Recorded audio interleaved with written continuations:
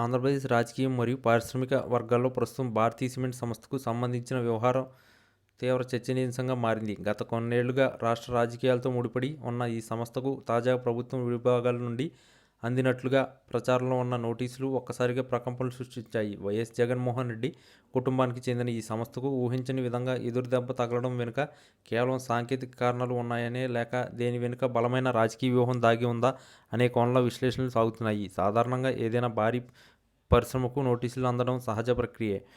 అయినప్పటికీ భారతీయ సిమెంట్ విషయంలో ఆ వేడి వేరుగా కనిపిస్తుంది. ప్రధానంగా గనులు కేటాయింపులు, పర్యావరణ నిబంధనల ఉల్లంఘన లేదా పన్ను చెల్లింపులో వ్యత్యాసాలు వంటి అంశాలపై ఈ నోటీసులు జారీ అయినట్లు ఊహాగానాలు వినిపిస్తున్నాయి. ముఖ్యంగా గత ప్రభుత్వ హయాంలో ఈ సంస్థకు లభించిన రాయితీలు, సున్నప్రాయ గనుల్లో లీజు పొడిగింపు ప్రక్రియల్లో నిబంధనలు అతిక్రమించారనే ఆరోపణలు ప్రస్తుతం యంత్రాంగం సీరియస్గా తీసుకుంటున్నట్టు తెలుస్తుంది.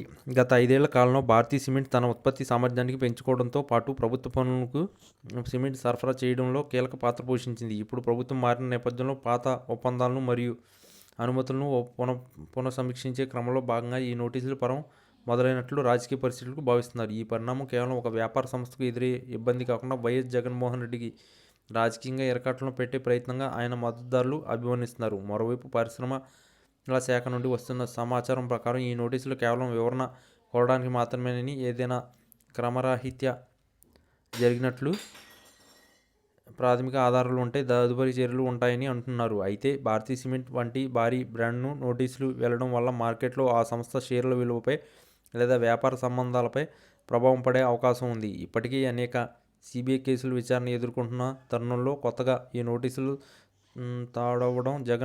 తోడవడం జగన్ వర్గానికి ఆందోళన కలిగించే విషయమే. రాష్ట్రంలో పరిశ్రమ అభివృద్ధికి విఘాతం కలగకుండా నిబంధనలు అమలు చేయాలని కొందరు వాదిస్తుండగా ఇది కక్ష సాధింపు చర్య అని మరికొందరు కొట్టిపారేస్తున్నారు. ఈ నోటీసుల నేపథ్యంలో భారతీయ సిమెంట్ యాజమాన్యం చట్టపరంగా ఎలా స్పందిస్తుందనేది ఇప్పుడు ఆసక్తికరంగా మారింది. ఒకవేళ నోటీసులో పేర్కొన్న అంశాలకు సరైన వివరణ ఇవ్వని పక్షంలో జరిమానాలు విధించడం లేదా లీజులు రద్దు వంటి కఠిన నిర్ణయాలు తీసుకునే అవకాశం లేకపోలేదు. మొత్తానికి భారతీయ సిమెంట్ చుట్టూ ముసురుకున్న ఈ మేఘాలు రాబోయే రోజుల్లో ఆంధ్రప్రదేశ్ రాజకీయాల్లో ఎటువంటి మలుపులు తీసుకుంటాయో వేచి చూడాలి.